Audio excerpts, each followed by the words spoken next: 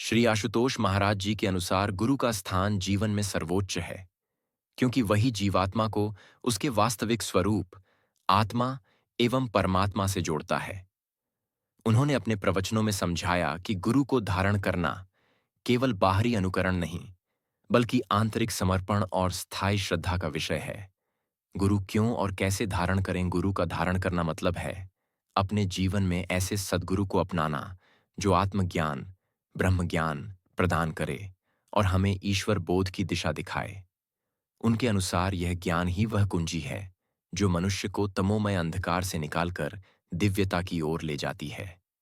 श्री महाराज जी कहते हैं कि गुरु का धारण करना तभी सार्थक है जब शिष्य अपनी बुद्धि, अहंकार और संदेहों से ऊपर उठे और निष्ठा को अटल बनाए रखे।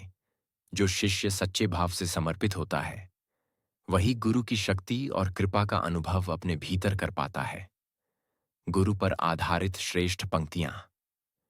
गुरु वही जो तुम्हें तुम्हारे भीतर के ईश्वर से मिलाए, न कि केवल शब्दों से बहकाए। गुरु धारण करना मतलब है अपनी आत्मा को उस परमात्मा से जोड़ना जिसका अनुभव केवल ब्रह्म ज्ञान से संभव है। जब बुद्धि भ्रमित हो तब निष्ठा को पकड़ो, वही गुरु भक्ति का सत्य प्रतीक है। गुरु के चरणों में झुकना सिर झुकाना नहीं, बल्कि अपने अहंकार को मिटाना है। सच्चा गुरु वो दीप है जो तुम्हारी आत्मा में प्रकाश जगा दे और तुम्हें साक्षात्कार की राह पर चला दे। पूर्ण शुरू तो वही है जो एक जिज्ञासु को उसके अंतर जगत में प्रभु प्रकाश का दर्शन करा दें, अनहद नाद श्रवण करा दें, परमात्मा के अव्यक्त नाम को श्वासों में प्रकट कर दें और दिव्य अमृत का पान करा दें। केवल धर्म में इतना सामर्थ्य है जो एक व्यक्ति का पूर्ण रूपांतरण कर सकता है। कारण कि जब धर्म प्रकट होता है तो अपने 10 लक्षण भी मनुष्य के भीतर प्रतिष्ठित करता है। ये लक्षण हैं धैर्य, क्षमा, संयम, अस्तेय, पवित्रता, इंद्रिय निग्रह, शुद्ध बुद्धि, सत्य, उत्तम विद्या व क्रोध। स्वाभाविक है जब मनुष्य में ये लक्षण प्रतिष्ठित होंगे तो समाज, राष्ट्र और संपूर्ण विश्व स्वतः ही सुंदर, आदर्श एवं शांतमय दिखेगा। इसीलिए आवश्यक है कि आज का अशांत मनुष्य धार्मिक हो। वैसे तो आज अधिकांश मनुष्य ईश्वर को मानते हैं, वह भिन्न भिन्न तरीकों से पूजा अर्चना करते हैं, नित्य प्रति सत्संग कथाएं सुनते, वह धार्मिक ग्रंथों का पठन पाठन भी करते हैं और ऐसा करके सोचते हैं कि वे धार्मिक हो गए। परंतु यदि वे धार्मिक हैं तो उनके व्यक्तित्व में धर्म के 10 लक्षण क्यों दृष्टिगोचर नहीं हो रहे? समाज अनैतिकता का खुला रंगमंच क्यों बना दिख रहा है? इसलिए समय का यक्ष प्रश्न है कि मनुष्य के भीतर धर्म के 10 लक्षण कैसे प्रकट हों, वह किस प्रकार सही अर्थों में धार्मिक बने। वास्तव में धर्म है क्या? स्वामी विवेकानंद ने कहा, धर्म ईश्वर की प्रत्यक्ष अनुभूति है। ईश्वर की यह साक्षात अनुभूति प्रदान कर यदि कोई सच्चे अर्थों में हमें धार्मिक बना सकता है तो वे हैं समय के पूर्ण गुरु, जिन्हें संत, महापुरुष, कामिल मुर्शिद आदि भी कहा गया है। पर आज ऐसे पूर्ण गुरु हैं कहाँ? जिज्ञासुओं के लिए यह सबसे बड़ी समस्या है। ऐसा नहीं है कि आज गुरुओं का अकाल पड़ा है। आजकल तो हर गली नुक्कड़ में गुरुओं के मठ व आश्रम खसले हुए हैं। पर सवाल है कि क्या हमें इनमें से किसी को भी गुरु रूप में धारण कर लेना चाहिए? क्या ये सभी पूर्ण व सच्चे हैं? नहीं, क्योंकि यदि होते तो समाज की तस्वीर इतनी बदसूरत और विकृत ना होती। लेकिन यह भी सच है कि नकल उसी की होती है जिसकी असल भी हो। श्री आशुतोष महाराज जी अक्सर समझाते हैं कि बाजार में 500 रुपये का नकली नोट चल सकता है, 400 का नहीं, क्योंकि 500 रुपये का असली नोट होता है, 400 का नहीं। इसी प्रकार नकली गुरुओं का अस्तित्व साफ संकेत करता है कि कहीं न कहीं संसार में सच्चे गुरु भी हैं। बस उन्हें जानने के लिए हमें उनकी पहचान चाहिए। संत महापुरुषों ने शास्त्र ग्रंथों, जिन्हें हम मानते एवं पूजते हैं, के माध्यम से हमें एक पूर्ण गुरु की पहचान बड़े स्पष्ट शब्दों में बताई है। यह कसौटी या पहचान क्या है? श्री आशुतोष महाराज जी की कृपा से यह पुस्तिका इसी प्रश्न का उत्तर है। अपनी सरल भाषा व शास्त्र सम्मत संदेशों द्वारा यह पुस्तिका आह्वान करती है कि पानी पी जाए छान के, गुरु की जय जान के। यह बहुत पुरानी कहावत है। हमारे पूर्वज स्वास्थ्य के प्रति इतने जागरूक थे कि पानी छानकर पिया करते थे। आज तो फिल्टर का युग है। अधिकतर जनता पानी छानकर ही पीती है। पर इसके साथ हमें आध्यात्मिक स्वास्थ्य हेतु अनुभवी पूर्वजों की दूसरी सलाह भी माननी चाहिए। गुरु भी जांच परख कर ही धारण करें, ताकि अपने जीवन का तो कल्याण हो ही, समाज के लिए भी उपयोगी सिद्ध हो सकें। आपके जीवन रथ पर पूर्ण गुरु सारथी बनकर आसीन हों। इसी शुभकामना के साथ यह लघु पुस्तिका आपके हाथों में दे रहे हैं। दिव्य ज्योति जागृति संस्थान। गुरु क्यों और कैसा धारण करें? यूं तो फूल जंगल में भी खिल जाते हैं, उन्हें नम मिट्टी की गोद मिले न मिले। पर गौर करो, इन फूलों का हश्र क्या होता है? इनका खुशनुमा यौवन कब तक डालियों पर इठला पाता है? कुछ ही पल न। जल्द ही ये बदहवास हवाओं के थपेड़े खाकर पत्ता पत्ता बिखर जाते हैं। 2 टके का मोल भी नहीं पा पाते। जानते हैं क्यों होती है इनकी ऐसी गत? क्योंकि इन पर किसी माली की सरपरस्ती नहीं है, बागवान की नजरें करम नहीं है। जिन पर होती हैं, उनका खिला मुखड़ा चोखा दाम पा लेता है, किसी देवता के गलहार में गूंथा झूले खाता है। यही कहानी है एक भक्त श्रद्धालु की। बेशक उसकी मन की डाल पर श्रद्धा की कोमपल फूटे, आस्तिकता का फूल खिले, मगर यह फूल कभी अपना जायज मुकाम नहीं पा सकता। माया की धूल में खो जाता है, जब तक उस पर एक पूर्ण गुरु की ओट न हो, किसी संत रहबर की रहबरी न हो। कई मनहारे तरतर हारे, कोई न किनारे चढ़या हूं। सही सलामत तर गए जिन्हां, मुर्शद दा लड़ फड़या हूं। भला नारद जी से 21 भक्त कौन हो सकता था? वे तो श्रद्धालुओं में सिरमौर थे। वीणा की तारों पर उनकी उंगलियों की वो लगातार थिरकन, उसी धुन में नारायण नारायण का निरंतर कीर्तन, बलिहारी है ऐसी बेमिसाल लगन की। मगर इसके बावजूद इन्हें एक बार अपने ही इष्ट भगवान नारायण से करारी झिड़की मिली। जानते हैं क्यों? पद्म पुराण में इसका स्पष्ट वर्णन है। नारद जी प्रतिदिन विष्णु धाम जाया करते थे। वहां ब्रह्म विचारों को सप्रेम सुनते और लौट आते। पर एक बार उन्होंने देख लिया कि सभा विसर्जन के बाद प्रभु उनके स्थान को लिपवा रहे हैं। भीतर बड़ा कौतूहल हुआ। श्री भगवान से कारण बताने की याचना की। प्रभु बिना लाग लपेट के एकदम खरा बोले, अवैष्णवास्तु ये विप्राह चांडाला धमा स्मृता। जान लो नारद, महापांडित्य से अलंकृत विद्वत ब्राह्मण भी यदि निगुरा है तो वह अभक्त है, चांडाल से भी नीच अधम है। हे नारद, गुरु धारण न करने के कारण तुम भी उसी श्रेणी में आते हो। अतः जहां बैठते हो वह स्थान अपावन हो जाता है। यही कारण है कि हम प्रतिदिन तुम्हारे गमन के बाद उसे लिपवाया करते हैं। नारद जी ने ज्यों ही यह सुना, उनकी तो हवाइयां उड़ गईं। सांसें खाली पिंजरे की तरह सुनसान हो उठीं। सारी चहक गायब। आखिर हारकर अपने भाई सनत कुमार को सारी समस्या बताई। भाई सनत ने थोड़ी मस्खरी की कि नारद, त्रैलोक्य में तुम्हारी विद्वता और भक्ति का डंका बजता है, फिर हृदयांगन में कोई तान क्यों नहीं है? नारद भीगे स्वर में बोले, सुनो भाई, हकीकत तो ये है कि ग्रंथादि में हमने पकवानों की ढेर सारी विधियां पढ़ी हैं, व्यंजनों का नाम रटते रटते जिह्वा घिसी है, पर अन्न का एक दाना भी हमारे पेट में नहीं गया। हम क्षुधा से अधमरे हो रहे हैं। सनत मुस्का दिए। फिर तत्ववेता सद्गुरु के रूप में नारद को तत्वज्ञान की दीक्षा प्रदान की। तमसस्पारम दर्शयति। उसको पाकर ही नारद ने मानो तृप्ति की डकार ली, भगवद आनंद को पाया। यकीन मानो सज्जनों, दूसरे वैदिक पूर्वजों ने भी हमसे अपना यही अनुभव साझा किया। दीक्षा विहीनस्य न सिद्धिर्न च सद्गति, अर्थात दीक्षा के बिना न तो सिद्धि और न ही सद्गति प्राप्त हो सकती है। आगे उन्होंने कड़े शब्दों में हिदायत भी दी, तस्मात् सर्वं प्रयत्नेन गुरुना दीक्षितो भवेत। पूरी ईमानदारी और भरसक कोशिशों से पूर्ण गुरु द्वारा दीक्षित हों। बड़े बुजुर्गों की तो हमेशा से नसीहत रही है कि गुरु बिना गत नहीं। ग्रंथों ने भी एक स्वर में चेताया है कि गुरु बिनु भवनिधि तरई न कोई। पीर फकीर महापुरुष तो यह गाते गाते कभी थके ही नहीं कि बिनु सति गुरु किनहि न पायो, बिनु सति गुरु किनहि न पाया। इसे एक वैज्ञानिक नियम से भी समझते हैं। हाइड्रोजन और ऑक्सीजन मिलकर पानी बनाते हैं, पर कब? जब उनके बीच से विद्युत को गुजारा जाता है। विद्युत की उपस्थिति के बिना हाइड्रोजन और ऑक्सीजन परमाणुओं का परस्पर संयोग नहीं हो सकता। इसी प्रकार गुरु रूपी शक्ति की उपस्थिति के बिना हमारा ईश्वर से मिलन संभव नहीं है। यह परमात्मा द्वारा निर्मित एक अटल नियम है, जिसे हम और आप चाहकर भी नहीं उलट सकते। ठीक वैसे जैसे किसी को अपनी नेत्रहीनता का उपचार कराना है, तो नेत्र चिकित्सक की ही पनाह लेनी होगी। यह नितांत अटूट नियम है। इतना अटूट कि अगर कल किसी नेत्र चिकित्सक को अपनी नेत्रहीनता के उपचार की जरूरत पड़े, तो वह भी यह उपचार स्वयं करने में असमर्थ है।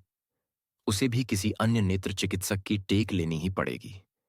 यही कारण था सज्जनों, कि परम सद्गुरु साक्षात प्रभु श्री राम ने भी इस नियम को रजामंदी दी। गुरु वशिष्ठ के आश्रित हुए। द्वापर युगीन जगत गुरु कृष्ण ने भी इन्हीं पद चिन्हों का अनुसरण किया। अशरण शरण स्वयं अर्षि दुर्वासा की शरणागत हुए। रामकृष्ण ते को बड़ो तिन्हू भी गुरु कीन। तीन लोक के नायका गुरु आगे आधीन का। इस संदर्भ में कुछ लोग अक्सर एक प्रश्न उठा देते हैं, वह यह कि फिर मीरा, नामदेव, धन्ना आदि भक्तों ने बिना गुरु के प्रभु को कैसे पा लिया था। मीरा श्री कृष्ण से बातें किया करती थी। नामदेव ने 72 बार विट्ठल का दर्शन किया था। धन्ना ने तो पत्थर तक में से भगवान को प्रकट कर लिया था। इनके पास तो कोई गुरु नहीं था। पर जो लोग ऐसा कहते हैं, उनका ज्ञान अधूरा है। निःसंदेह इन भक्तों के प्रेम व भावना के वशीभूत होकर भगवान इनके समक्ष प्रकट हो जाया करते थे, पर इससे इनका पूर्ण कल्याण नहीं हो पाया था। वे प्रभु के तत्व रूप का साक्षात्कार नहीं कर पाए थे।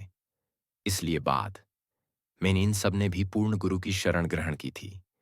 इतिहास बताता है कि मीरा ने गुरु रविदास जी से, नामदेव ने विशोभा खेचर से व धन्ना ने स्वामी रामानंद जी से ब्रह्म ज्ञान प्राप्त किया था। बस समझ लो, सृष्टि के आदिकाल से वर्तमान तक जिसने भी ईश्वर को पाया, गुरु के सान्निध्य में ही पाया। नरेंद्र रामकृष्ण, दयानंद विरजानंद, जनक अष्टावक्र, एकनाथ जनार्दन, प्लेटो सुकरात आदि जोड़े इसी बात को सिद्ध करते हैं। अब जब इन सभी ने इस हिदायत को कान दिए तो बंधुओं, हम कैसे अनसुना कर सकते हैं? कैसे इस अटल नियम से हटकर अपना अलग राग अलाप सकते हैं? हो सकता है इन दलीलों को सुनकर अब आपका दिल कुछ मोम हुआ हो। गुरु शरणागति का नेक इरादा आपके मन अंबर पर कौंधा हो, मगर 99% संभावना है कि इस इरादे को झट ग्रहण लग जाएगा। आपका यह नवजात हौसला पस्त हो जाएगा। आप कहें, स्वामी जी, दलीलें निस्संदेह पुख्ता हैं, मगर इनकी तामील में बड़ी भारी समस्या है। हम जैसे ही इनसे गदगद होकर कदम आगे बढ़ाते हैं, हमारे मन के पर्दे पर अखबारों की कुछ सुर्खियां उमड़ आती हैं, चलचित्रों के कुछ दृश्य घूम जाते हैं। इनमें उन सब स्कैंडलों या कांडों की झलकियां हैं जिनके नायक चोर, डाकू, ठग या लुटेरे नहीं, बल्कि समाज के नामी गिरामी धर्मगुरु हैं। ये अनैतिकता और चरित्रहीनता के ज्वलंत उदाहरण बने दिखते हैं। बिना दर्द भी आह भरने वाले बहुत मिलेंगे। धर्म के नाम पर गुनाह करने वाले बहुत मिलेंगे। किसे फुर्सत है भटके हुए को राह दिखाने की, विश्वास देकर गुमराह करने वाले बहुत मिलेंगे। बताइए स्वामी जी, जहां कदम कदम पर ऐसे रहबर हैं, वहां मुसाफिरों को किस पर एतबार आए? सत्य वचन सज्जनों, आपकी यह समस्या 100% जायज है, मगर जरा ईमानदारी से सोचें, इस समस्या को खाद पानी से सींचा किसने? धर्म के बाने में कपटाचार किसकी शह पर फूला फला? देखो, ताली एक हाथ से नहीं बजती। अगर श्रद्धाएं ठगी जा रही हैं, तो इसमें बराबर के जिम्मेदार हैं हम स्वयं, हमारा अंधापन, गैर जानकारी या अज्ञानता, बिना बूझे परखे गुरु धारण करने की वृत्ति, कोताही तो हमने ही बरती है। फर्ज करें आपका बेटा सोने के स्थान पर पॉलिश किया हुआ पीतल खरीद लाए। अब ऐसे में क्या आप सिर्फ सुनार पर दोषारोपण करेंगे? उसे ठगी कपटी कहकर सारी सुनार जाति से परहेज करेंगे? भविष्य में सोना खरीदना बंद कर देंगे? नहीं ना, बल्कि अपने बेटे को करारी डांट पिलाएंगे, उसे बुद्धि इस्तेमाल करने की सलाह देंगे, खरे सुनार और सोने की परख करना सिखाएंगे। ठीक ऐसे ही प्रभु के नादान प्यारों, आप गुरु सत्ता से बैर न करें। उनकी परम उपकारी मंगलकारी दीक्षा से खुद को वंचित न रखें। झिझक को झिड़क कर आगे बढ़ें और गुरु धारण करें। हाँ, बस ऐसा करते हुए सजगता बरतें। बुलबुले नादां जरा रंगे चमन से होशियार फूल की सूरत बनाए सैकड़ों सयाद बैठे हैं। होशियार रहें, चौकन्ना रहें, जागरूक रहें। जिस भी आश्रम, दरबार या डेरे में जाए तो अमुक गुरु को भली प्रकार जांचे परखें। पर कैसे परख करेंगे कि कौन सच्चा है और कौन बनावटी? यही प्रश्न एक बार किसी जिज्ञासु ने श्री गुरु आशुतोष महाराज जी से किया। कृपया आप ही बताइयो कि वर्तमान समाज में कौन सा गुरु सच्चा है और कौन सा झूठा? उत्तर स्वरूप श्री महाराज जी ने उस जिज्ञासु को एक दृष्टांत सुनाया। एक बार एक जौहरी की मृत्यु हो गई। इस कारण उसकी पत्नी और पुत्र एकदम असहाय हो गए। कुछ दिनों में धन का अभाव भी होने लगा। विधवा मां ने अपने पुत्र से कहा कि देखो बेटे, तुम्हारे पिता हीरों से भरी एक संदूक हमारे लिए छोड़ गए हैं। तुम इसमें से एक हीरा बेचकर कुछ धन ले आओ। मैं तुम्हारे पिता के एक मित्र को जानती हूं। वे बहुत ईमानदार हैं, हीरों के प्रवीण पारखी हैं। वे उचित दाम देंगे, इसीलिए उन्हीं के पास चले जाओ। पुत्र अपनी मां के निर्देशानुसार पिता के मित्र के पास पहुंच गया। हीरा दिखाकर उनसे बोला, चाचा जी, मैं आपके पास बड़ी उम्मीद लेकर आया हूं। कृपया आप इस हीरे का मुझे उचित मूल्य दे दें, ताकि हमारा गुजर बसर हो सके। मित्र ने बड़े ध्यान से हीरे को घुमा घुमा कर देखा, फिर बड़ी गंभीर वाणी में बोला, बेटे, ऐसे कितने हीरे हैं तुम्हारे पास? युवक ने घर में रखी उस भरी संदूक के विषय में बता दिया। यह सुनकर मित्र कुछ सोचते हुए बोला, यदि इस प्रकार धनाभाव के कारण तुम एक एक हीरा बेचने लगोगे, ता एक दिन तो वे सब खत्म हो जाएंगे। क्यों न मैं तुम्हें हीरों की परख करना सिखा दूं? इससे तुम स्वयं ही एक जौहरी बन सकोगे, अपना व्यवसाय शुरू कर पाओगे। तुम्हारे पिता की मुझ पर बहुत मेहरबानियां रही हैं। ऐसा करके मैं भी उनके आरण से कुछ मुक्त हो पाऊंगा। बेटा तत्क्षण मान गया। उसके लिए इससे अच्छी बात और हो भी क्या सकती थी। कुछ ही दिनों में उस सज्जन की शागिर्दी में वह उत्तम कोटि का पारखी बन गया। उसके बाद घर लौटा और लौटते ही संदूक खोला, एक हीरे को उठाया, नजर के पास लाकर परीक्षण किया, झल्लाकर उसे एक ओर फेंक दिया, फिर दूसरा उठाया, तीसरा उठाया, एक एक को नजर भर देखा और इधर उधर फेंक दिया।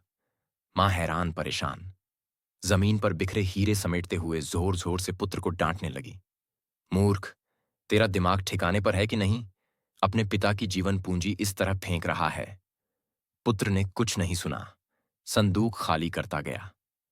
अंत में सारे हीरे फेंक कर वापस अपने पिता के मित्र के पास पहुंचा। उनसे शिकायत भरे लहजे में कहा, आपने ऐसा क्यों किया चाचा जी? आप तो पहली बार में ही समझ गए थे कि जिसे मैं हीरा समझकर आपके पास लाया हूं, वह सिर्फ एक कांच का टुकड़ा है। फिर भी आपने मुझे यह वास्तविकता क्यों नहीं बताई? सज्जन मित्र ने बड़े पते की बात कही, बेटे, यदि मैं उस समय इस बात को प्रकट कर देता तो तुम्हारी भावनाओं को ठेस लगती। शायद तुम इस वास्तविकता को स्वीकार भी नहीं कर पाते, और तब मेरे पास स्वयं को सही सिद्ध करने का कोई अन्य विकल्प भी नहीं होता, क्योंकि तुम्हारी दृष्टि साधारण थी। इसीलिए मैंने तुम में ही परखने का हुनर भर दिया। अब तुम स्वयं ही असली और नकली की पहचान करो। यह दृष्टांत सुनाकर गुरु महाराज जी ने उस जिज्ञासु को समझाया कि इसी प्रकार हम यह नहीं बताते कि व्यक्तिगत रूप से कौन गुरु सच्चा है और कौन झूठा। हम तो यहां एक शास्त्र सम्मत कसौटी देते हैं, जिसके आधार पर आप स्वयं ही इस सत्य का पता लगा सकते हैं।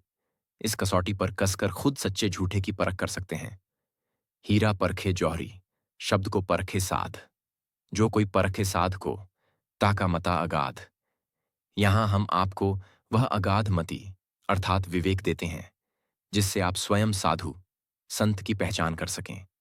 अगर इस कसौटी और गुरु में चवन्नी भर का भी फर्क हो तो पल भर की भी देर न लगाएं। अमुक बाबा जी को दूर से ही प्रणाम कर पैरों की धूल वहीं झाड़ें और आगे बढ़ चलें। अब आप पूछेंगे कि स्वामी जी, भला यह कसौटी कौन सी है? तो बंधुओं सुनो, यह कसौटी है। ना ना, तनिक सब्र कीजिए। अगर यूं सीधे ही खरी कसौटी बता देंगे तो हो सकता है कि आप उस पर भी ईमान न लाएं। सो आइए, उससे पहले हम उन सब मनगढ़ंत कसौटियों को बांचेंगे जो वर्तमान में प्रचलित हैं। आज के ज्ञानेच्छुक जिज्ञासु इन्हीं की ऐनक चढ़ाकर गुरु का चयन करते हैं। सबसे पहला चिन्ह जो हमारी नजर को कायल करता है, वह है सन्यासी वेश। गेरुआ चोला या फिर श्वेत उजला सा लिबास, तिलक, चंदन, रुद्राक्ष आदि अलंकार। बस इन पर दृष्टि पड़ी नहीं कि कुछ महानुभावों के शीश श्रद्धा भाव से झुक जाते हैं। भाई, थोड़ा सा तो बुद्धि नामक यंत्र का उपयोग करो। सोचो कि ऐसा करना कितना न्याय संगत है। रामचरितमानस में संदर्भानुकूल 3 प्रसंगों का वर्णन है। तीनों में 3 पात्र भगवा वेश पर मंत्रमुग्ध हुए। बालकांड कहता है कि राजा प्रताप भानु वन में भटक रहे थे। राह बीच एक कुटीर मिली। कुटीर के बाहर गैरिक में लिपटा जोगिया वेशधारी एक शख्स बैठा था। बस प्रताप भानु जी की तो आंखों की बत्तियां जग गईं। उस भगवाधारी को महामुनि मान बैठे। गोस्वामी जी ने भी उनकी इस मनोदशा पर मीठा अट्टहास किया। देखी सुबेश महामुनि जाना, अर्थात मात्र सुंदर सन्यासी वेश देखकर महामुनि मान लिया। फलस्वरूप क्या दुर्गति हुई? ठगा गया ना। दूसरा पात्र जगत जननी मां सीता हैं। वे भी रावण के केसरिया पर सम्मोहित हुई। परिणाम क्या हुआ? बताना क्या, यह तो जगजाहिर ही है। यहां सीता जी श्रद्धा सबूरी की प्रतीक हैं। प्रसंग संकेतात्मक है कि जब जब भी श्रद्धा की आंखें मात्र गेरुए पर उलझेंगी तो वह हर ली जाएगी। तीसरे पात्र हमारे बजरंग बली हनुमान हैं। वे भी माला कंठीधारी कालनेमी के चक्रव्यूह में फंसते फंसते बचे। एक बार किसी भगव प्रेमी ने स्वामी रामतीर्थ से पूछा, क्या अग्नि के रंग वाले कपड़े पहनने से कोई साधु बन जाता है? प्रत्युत्तर में रामतीर्थ जी बोले, साधु तो वह है जिसके भीतर ज्ञान की अग्नि ऐसे भड़क रही हो कि सारे संसार को उसकी प्रकाश रश्मियों से उजाला प्राप्त हो और ईश्वर की ओर बढ़ने का मार्ग दिखाई पड़ जाए। यदि ऐसा नहीं है तो वह भगवा वेशधारी सिर्फ गीला ईंधन है जो धुआं ही धुआं कर रहा है, व जिससे सब लोगों की नाक में दम हो रहा है। संत रविदास जी ने भी जिज्ञासु वर्ग को चेतावनी दी। माथा तिलक, हाथ जपमाला, जग ठगने को स्वांग बनाया, अर्थात बाह्य श्रृंगार व वेश को कभी संत को परखने की कसौटी मत मान लेना, क्योंकि माथे पर त्रिपुंड सजाकर, हाथ में जपमाला लेकर, साधु का वेश धरकर कुछ लोग बड़े स्वांग रचते हैं, पर उनकी मंशा केवल मात्र जग ठगने की है। सो सज्जनों, समझो, हर गेरुआ बाना संतत्व का घर नहीं। इसीलिए गेरुआ या भगवा वेश गुरुत्व की खरी कसौटी नहीं हो सकता। क्या आप काला रंग या वेश देखकर हर कौए को कोयल मान लेंगे? कड़वी तुमड़ी गोल गोल और नारंगी रंग की होती है, तो क्या आप उसे संतरा मानकर खाने लगेंगे? बताइए, खाली वेश किसी के खालिसपन की क्या पहचान? और फिर इसकी क्या गारंटी कि वर्तमान के पूर्ण गुरु केसरिया ही धारण करते हों? वे तो श्वेत भी पहन सकते हैं, लाल गुलाबी भी, पीला नीला या अन्य कोई रंग भी। जरूरी नहीं चोगा ही पहने। वे कुर्ता पाजामी या ओवरकोट भी धारण कर सकते हैं। इसी बात पर उदाहरण लो। प्रभु श्री कृष्ण जगत गुरु थे, मगर उनकी छवि कैसी थी? बांकी, मोर मुकुटधारी। राजा जनक भी अपने समय के पूर्ण गुरु थे, मगर वेश राजसी। संत सुजाता ने साक्षात कलयुगावतार महात्मा बुद्ध को दीक्षा दी, परंतु किस वेश में? बकरियां चराती एक साधारण ग्वालिन के रूप में। सो मेरे बंधुओं, सूरत को छोड़ो, सीरत की कद्र करो। संत वेश पर नहीं, संतत्व पर बलिहार जाओ। आइए अब परखें दूसरी कसौटी, जो अधिकतर सयानों की पसंद है, लच्छेदार सरस व्याख्यान या कथाएं बांचना। एक ओर तन पर फपता गेरुआ, दूसरी ओर मुख से झरती ललित शैली, शब्द चातुर्य। आहा हा, सोने पे सुहागा। कुछ श्रोतागण तो अपने कपड़ों में ही नहीं समाते। द्रवित हो कथावाचक महाराज के चरण धोने को व्याकुल हो उठते हैं। हम यह नहीं कहते कि कथा बांचना निंदनीय है या फिर इन्हें बांचने वाले कथाकार वंदनीय नहीं। यहां तो सीधा मुद्दा यह है कि क्या यह बांचन या किस्सा ख्वानी गुरुत्व की वाजिब कसौटी है। अगर ऐसा होता तो इतिहास कदापि स्वामी रामकृष्ण परमहंस को गुरु पद पर आसीन नहीं करता। वे बिल्कुल अल्हड़ अंदाज में, साधारण शैली में बतियाया करते थे, पर उनकी इस सीधी साधी बोली में भी ग्रंथों का सार भरा होता था। विवेकानंद का कहना था कि उन्होंने वेदांत के गूढ़ अर्थ अपने गुरु परमहंस की सहज सरल वाणी से ही समझे हैं, लेकिन आज तो उल्टी ही धारा बह रही है। इन तथाकथित गुरुओं के पास केवल शब्द ही शब्द हैं। समझने के लिए आइए बहेलिया चरितावली का मंथन करते हैं।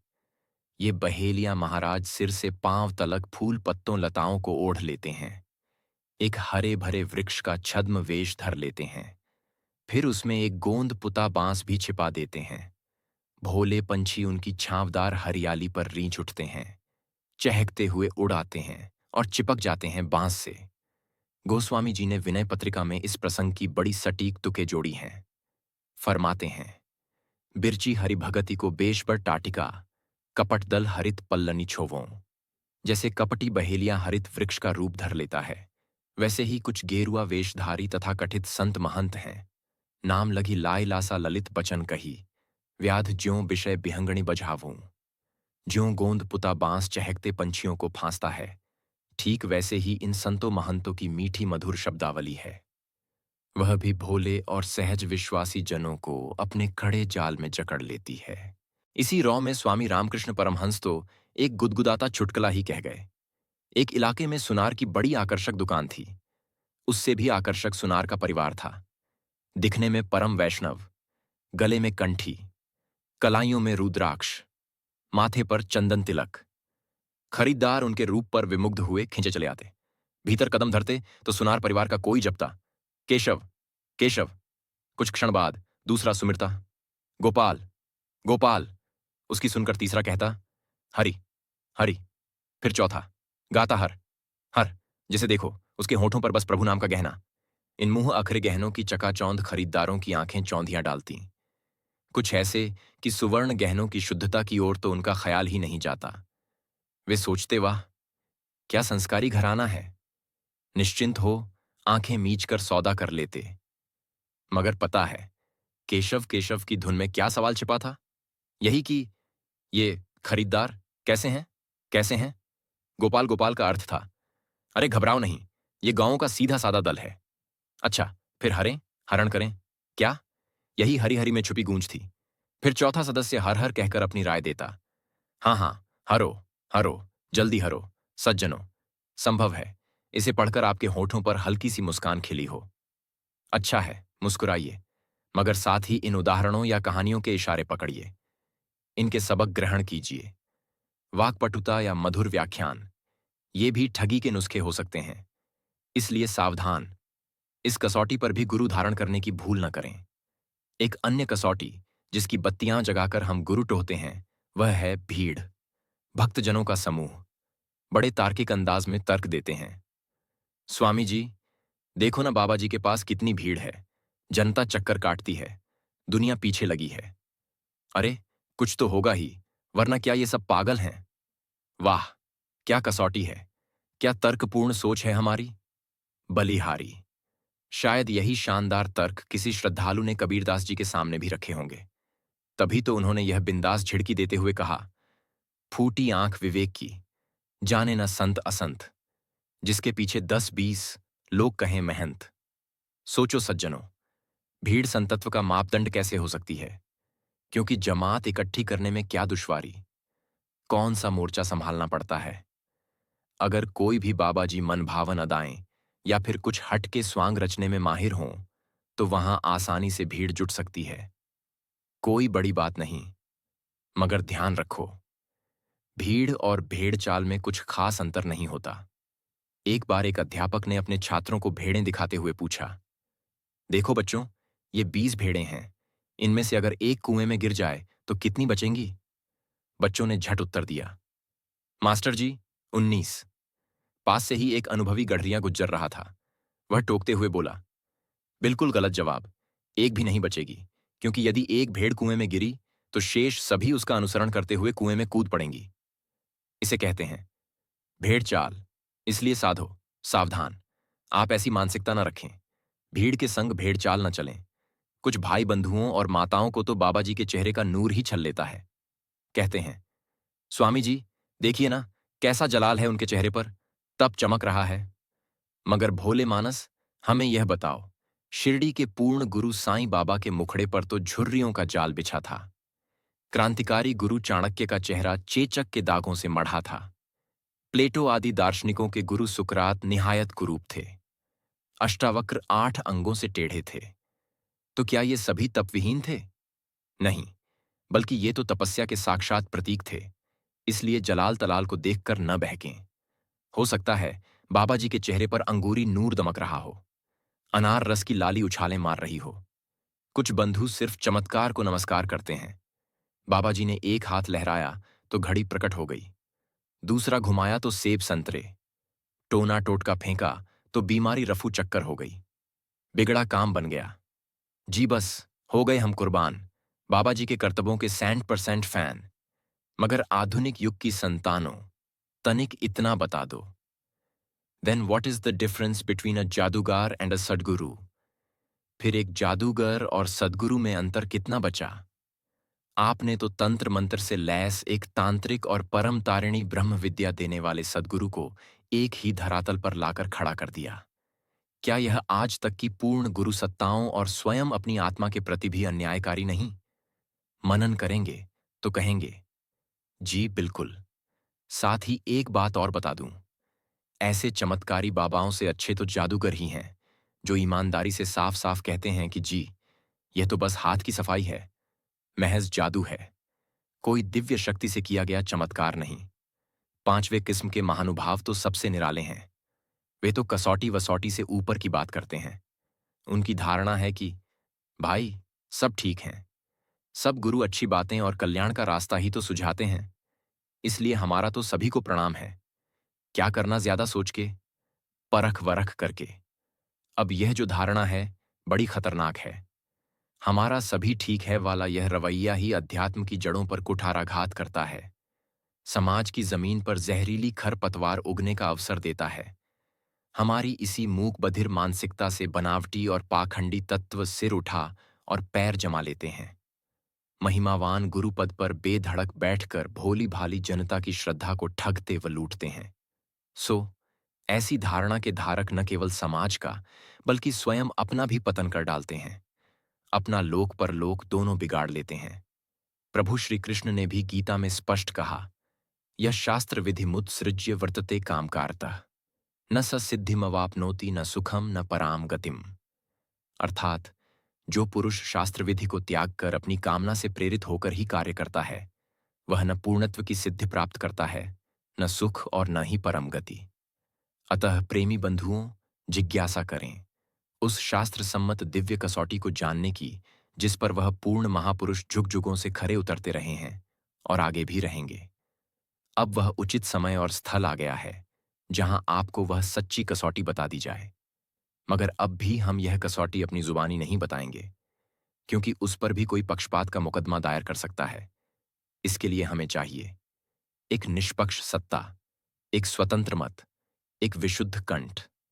इस भरे संसार में ऐसी गुणवत्ता शायद किसी शख्स में नहीं। इसलिए आइए बढ़ते हैं अपने धार्मिक ग्रंथों की ओर, वेद, गीता, पुराण, श्री गुरु ग्रंथ साहिब, बाइबल, कुरान। पलटते हैं इनके जीवंत पन्नों को। ये ऊंचे ऊंचे स्वरों में बोलते सुनेंगे, वह भी अटल सत्य। आप उन्हें डराएं धमकाएं या लालच देकर फुसलाएं, ये तब भी सत्य का भीषण नाद करेंगे, सदा सदा सत्य बोलेंगे। इसलिए आइए कान लगाकर इन्हें ही सुने। क्या है पूर्ण सद्गुरु की सच्ची कसौटी? उन्हें पहचानने का सटीक मापदंड शास्त्रों के स्फुट बोल हैं, अखंड मंडलाकारम व्याप्तम येन चराचरम तत्पदम दर्शितम येन तस्मय श्री गुरुवे नमः। जो अखंड है, सकल ब्रह्मांड में समाया है, चर अचर में तरंगित है, उस प्रभु के तत्व रूप का जो मुझे दर्शन करा दे, भीतर प्रकट कर प्रत्यक्ष साक्षात्कार करा दे, उन गुरु को मेरा शत शत नमन है, अर्थात वही पूर्ण गुरु है। सो सुध लें सज्जनों, पूर्ण गुरु वही हैं जो आपको आपके भीतर ईश्वर का साक्षात दर्शन करा दें, प्रत्यक्ष दिखा दें। श्री गुरु ग्रंथ साहिब जी में तो बिल्कुल स्पष्ट शैली में समझाया गया, जी पुरखु नदरी न आवई, तिसका किया करी कहिया जाए। बलिहारी गुर आपने जिन्हें हृदय देता दिखाई। बलिहारी है उस गुरु को जो उन्होंने उस परम पुरख को हृदय के भीतर दिखा दिया। एक बार नहीं, सैकड़ों बार इस पवित्र ग्रंथ ने यही बात पुकार पुकार कर कही, पूरे गुड़ का सुनी उपदेसु, पार ब्रह्म निकटी करी पेखु, नानक देखी दिखाई यही हऊ सद बलिहारय जासु। जो महापुरुष स्वयं परम तत्व को देखकर हमें दिखाने की सामर्थ्य रखते हैं, उन पर वारी वारी जाओ, उन्हें ही गुरु रूप में धारण करो। केवल यही उनके पूर्णत्व का प्रमाण है, खरी कसौटी है। आर्ष ग्रंथों ने भी ऐसे ही गुरु को खरा प्रमाणित किया है। अंतहस्थ सच्चिदानंद साक्षात्कारम सुसाधयेत, योसावेव गुरुः प्रोक्तः परो नामधर स्मृतः। अर्थात सच्चा गुरु वही है जो हमें अंतःस्थित सच्चिदानंद का साक्षात्कार करा दे। अन्य सब तो नाम के गुरु ही हैं। पूर्ण गुरु ब्रह्म ज्ञान में दीक्षा देते समय एक जिज्ञासु को अंतर्दृष्टि प्रदान करते हैं, उसे अंतर्मुखी बना देते हैं। इसके फलस्वरूप जिज्ञासु अपने अंतर जगत में अनेकानेक दिव्य अनुभूतियां करता है और फिर यही कहता है, सद्गुरु ऐसा खेल दिखाया मोहे देख अचंभा आया, नाभ कमल से पकड़ा हमको 10वां द्वार लंघाया। अर्थात सद्गुरु ने मेरे मस्तक पर हाथ रखकर मेरा 10वां द्वार खोल दिया। मुझे मेरे भीतर ही ऐसे ऐसे दिव्य खेल अनुभव दिखाए कि मैं अचंभित रह गया। ब्रह्मानंद जी ने भी स्वामी रामकृष्ण परमहंस की कृपा से जब अपने भीतर ऐसे दिव्य अनुभव किए तो वे गा उठे, अचरज देखा भारी रे साधो, अचरज देखा भारी रे, गगन बीच अमृत का कुआं, सदा झरे सुखकारी रे, बिना बजाए निशदिन बाजे घंटा शंख नगाड़ी रे, बिन धरती एक मंदिर देखा, तामे ज्योत उजारी रे। अर्थात गुरु कृप से मैंने अपने भीतर ऐसे ऐसे अचरज देखे कि तुम्हें क्या बताऊं। हमारे सिर के सबसे ऊपर के भाग गगन मंडल में एक अद्भुत कुआं है। आश्चर्य की बात तो यह है कि इसमें से निरंतर अपने आप ही अमृत चढ़ता रहता है। गुरु कृपा से मैंने इस अमृत का पान किया। इसी अनुभव के विषय में कबीरदास जी भी कहते हैं, बिना पियाला अग्नित अंचवय। अर्थात वहां अंतर जगत में प्याला नहीं है। वह ऐसा अनोखा जगत है जहां बिना प्याले के ही अमृत पिया जाता है। ब्रह्मानंद जी आगे बताते हैं, बिना बजाए निशदिन। अर्थात मैंने गुरु कृपा से अपने भीतर हर पल हर क्षण ध्वनित होता अनहद नाद भी सुना। कमाल की बात तो यह है कि इस नाद को कोई नहीं बजाता, यह बिना बजाए अपने आप लगातार बज रहा है। कबीर जी भी कहते हैं, अनबोला नित गावे। वहां वाक्य नहीं है, इंद्रियां नहीं है, वहां स्वतः ही गायन उठता है। कभी घंटा बजता है तो कभी बांसुरी, तो कभी कभी शंख का दिव्य नाद गूंजता है ना आश्चर्य। बाहरी जगत के संगीत की तो फिर भी हद सीमा है, लेकिन अंतर जगत का संगीत तो अनहद है, जो केवल एक पूर्ण गुरु ही हमें सुना सकते हैं। अंतिम पंक्ति में ब्रह्मानंद जी बताते हैं, बिन धरती। यूं तो मंदिरों के दर्शन सभी करते हैं, पर मैंने गुरु महिमा से जो मंदिर अपने भीतर देखा वह तो अत्यंत विचित्र है। अंतर जगत का यह मंदिर बिना धरती के ही खड़ा है। इसमें अखंड ज्योति दिन रात जल रही है। गजब की बात तो यह है कि यह ज्योति बिना घी, दिए और बाती के ही जल रही है। दीवा जले अगम का, बिन बाती बिन तेल। कबीरदास जी ने अपने एक दोहे में बिल्कुल स्पष्ट शब्दों में यही कसौटी समाज के समक्ष रखी। जगमग ज्योति गगन में झलके, झीनी राग सुनावे, मधुर मधुर अनहद धुन बाजै, अमृत की झर लावे। जगत में बहुत गुरु कण फूका, फांसी लाए बुझावे। कहे कबीर सोई गुरु पूरा, जो कठनी आन मिलावे। अर्थात आंतरिक गगन में ईश्वर की अखंड ज्योति निरंतर जगमगा रही है। सच्चे नाम की झीनी झीनी रागिनी श्वासों में चल रही है। हर पल हर क्षण भीतर मधुर अनहद नाद ध्वनित हो रहा है। यह लगातार बिना किसी के बजाय स्वतः बज रहा है। भीतर के गगन मंडल से अमृत रस निर्झर झरता रहता है। पर जरा गौर करें अंतिम पंक्तियों पर। इनमें कबीरदास जी बड़े ही पते की बात कहते हैं कि आज समाज में बहुतेरे ऐसे गुरु हैं जो दीक्षा के समय कान में कोई मंत्र फूंक देते हैं और इसे ही पूर्ण ज्ञान कहकर जगत को भरमाते हैं। पर पूरा गुरु वही है जो एक जिज्ञासु को न केवल इन अनुभूतियों के विषय में बताए, बल्कि उसके भीतर इन्हें प्रकट भी कर दिखाए। कितना स्पष्ट बोला है। इसी प्रकार सभी महापुरुषों ने अपनी अपनी शैली में इसी तथ्य को उजागर किया। साफ और खरे शब्दों में बताया कि पूर्ण गुरु वही हैं जो भीतर ये दिव्य अनुभूतियां करा दें, वह भी तत्काल, ज्ञान दीक्षा के ही समय। अब जी, यहां पर कुछ गुरुओं के शिष्य तो अंगद के पांव की तरह अड़ जाते हैं। कहते हैं, स्वामी जी, चलो यह तो हजम होता है कि सद्गुरु ईश्वर दर्शन कराते हैं, मगर जाते ही किसी गुरु को कैसे इस कसौटी पर कस लें? क्योंकि गुरु शरण में जाते ही प्रभु दर्शन थोड़े ना हो जाता है। सबसे पहले तो हमें उनसे ज्ञान दीक्षा लेकर नाम की कमाई करनी पड़ेगी, मन की मैल धोनी पड़ेगी, रोगी मन की दवा दारू करनी होगी। करत करत अभ्यास थे, जड़मति होत सुजान वाला सूत्र लगाकर खूब साधना अभ्यास करना होगा। अरे भाई, जम के तपस्या करनी होगी, तपस्या, तब कहीं जाके तो प्रभु का दीदार होगा। ऐसे ही सीधे दीक्षा के समय थोड़े ना। हमारे बाबा जी कहते हैं कि वे एक न एक दिन जरूर रब को सामने ला खड़ा करेंगे। बहुत खूब। क्या तर्क है या यूं कहे कि अफवाह है। इससे आज की 80% जनता भरमाई हुई है। दीक्षा के समय थोड़े न, और एक दिन जरूर दर्शन। ये दो पंक्तियां इतनी भयंकर रूप से ईश्वर इच्छालुओं और बाबाओं के भक्तों में रिकॉर्ड की गई हैं कि जब उन्हें ऑन करो यही स्वर निकलते हैं। पर हमें समझ नहीं आता कि यह एक दिन आएगा कब। दीक्षा के समय थोड़े ना कहकर क्या हम उन सभी पूर्ण सत्ताओं, महापुरुषों, अवतारों, पीरों के खिलाफ बगावत नहीं कर रहे जिन्होंने ढोल बजा बजा कर मुनादी की थी, मैं सुखी हूं सुखु पाया, गुड़ी अंतरी सबदू वसाया, सतिगुरी पुरखी विखा लिया, दिखाया, मस्तकी धरी कय हथु जीऊं। भाव सदगुरु ने नाम दीक्षा के वक्त मस्तक पर हाथ धरा, भीतर आदि नाम प्रकट किया, साथ ही परम पुरुष को प्रकट कर दिखा दिया। तत्क्षण, उसी पल, जी हां, दीक्षा के समय ही जगत गुरु श्री कृष्ण ने अर्जुन से क्या लारे लप्पे लगाए थे। देख धनुर्धर, हम युद्ध क्षेत्र में खड़े हैं, इसलिए अब तो मैं तुझे नाम दीक्षा दे रहा हूं, परंतु युद्ध उपरांत तू किसी कुटीर या कंदरा में इसका जम के अभ्यास करना। तब एक दिन तू हमारे परम तत्व रूप को देख पाएगा। नहीं, प्रत्युत वहीं जलती सम्रभूमि पर अपने शिष्य को चतुर्भुज रूप, विराट स्वरूप, कोटि कोटि सूर्य, ब्रह्मांड सबका प्रत्यक्ष साक्षात्कार कराया था। हम हर गवाही से पूर्व जिस गीता की सौगंध खाते हैं वह खुद गवाह रूप में कहती है, दिव्यम ददामि ते चक्षुः पश्य में योगमैश्वरम। हे तात, मैं तुझे दिव्य दृष्टि प्रदान करता हूं, तू इसी क्षण मेरे योगैश्वर्य को देख। इसलिए सज्जनों, चेतो, आप में भर दी गई ये दोनों पंक्तियां केवल कोरे दावे हैं, खोखले दिलासे हैं। अगर आपके बाबा जी ने नाम दीक्षा के समय ही प्रभु का नूरानी चमकार, अखंड ज्योति आदि अलौकिक दर्शन आपको नहीं कराए तो सावधान, आगे भी नहीं करा पाएंगे। एक दिन की झूठी आस में कहीं समय का चक्का ज्यादा आगे न दौड़ जाए, यह अफसोस तिल तिल करके न जलाए। खेलना जब उनको तूफानों से आता ही न था, फिर वो कश्ती के हमारी नाखुदा क्यों बन गए।